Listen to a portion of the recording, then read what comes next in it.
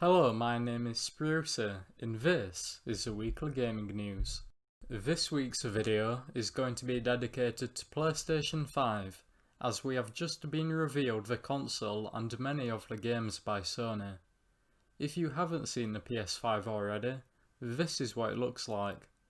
As you can see, there are two variants of the PS5, one having a disk drive and the other without.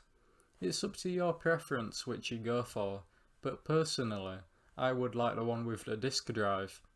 This is because if you get the all digital version, you lose the option to play your PS4 discs on PS5 and the ability to play DVDs or Blu-ray films. With that said though, the all digital version is almost guaranteed to be cheaper, so it's up to you to decide which option works best for you. In terms of size, the PS5 is actually the largest PlayStation yet. During Sony's reveal event, you may have thought that the system looked quite slim and easy to carry around. Unfortunately for some, this is not the case. If we actually read up on some of the dimensions of a PS5, we can fit it into a graph to compare it to other systems. As you see on the screen now, the PS5 is significantly larger than the PS4, and giant compared to the PS1 or PS2. Now, let's move on to the games. Sony are very focused on their exclusives, and that certainly came through with their reveal event. One of the first games presented in the livestream was Spider-Man, Miles Morales. Of course, this game is based off of the film Spider-Man Into the Multiverse.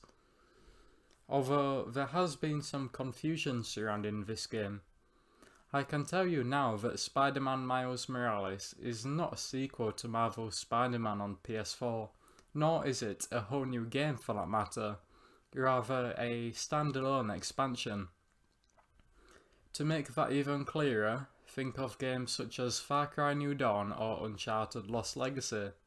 Both of these games are sold as a new game, but are really just add-ons to previous games, being Far Cry 5 and Uncharted 4 in this example.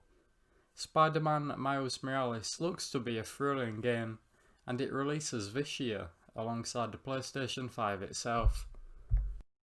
It's no surprise to anyone that Grand Theft Auto 5 was the best-selling game on PS4. It has been doing terrifically well for 6 years on PS4, and even the PS3 before that. What we didn't expect though were for Rockstar to release the game again on PS5. I know for myself and many others that we were excited when the Rockstar Games logo appeared on Sony's stream, but I must admit this is disappointing. They say that this GTA 5 is expanded and enhanced from PS4, but isn't that what they said when it first came to PS4 and Xbox One? It looks like we're getting a remaster of a remaster. This wouldn't be horrible, but what sucks about it is there's no sign of the next Grand Theft Auto. About a month ago, some rumours suggested that the next entry was early in development.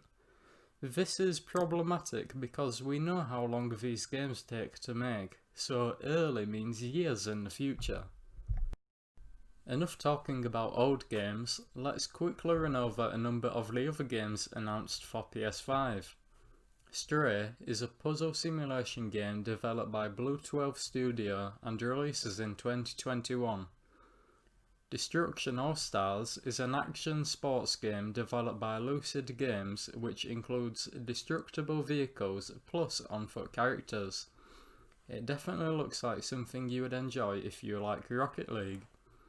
Ghostwire Tokyo is a first-person action game that aims to immerse you in the setting as much as possible. Lots of hard work has been put in by Tango Gameworks to create the most realistic Tokyo ever possible in a video game. Of all the games presented in the PS5 Reveal event, I have to say, the one that looks the best to me is Ratchet & Clank Rift Apart. This is being developed by Insomniac Games, those guys behind titles such as Marvel's Spider-Man and Sunset Overdrive.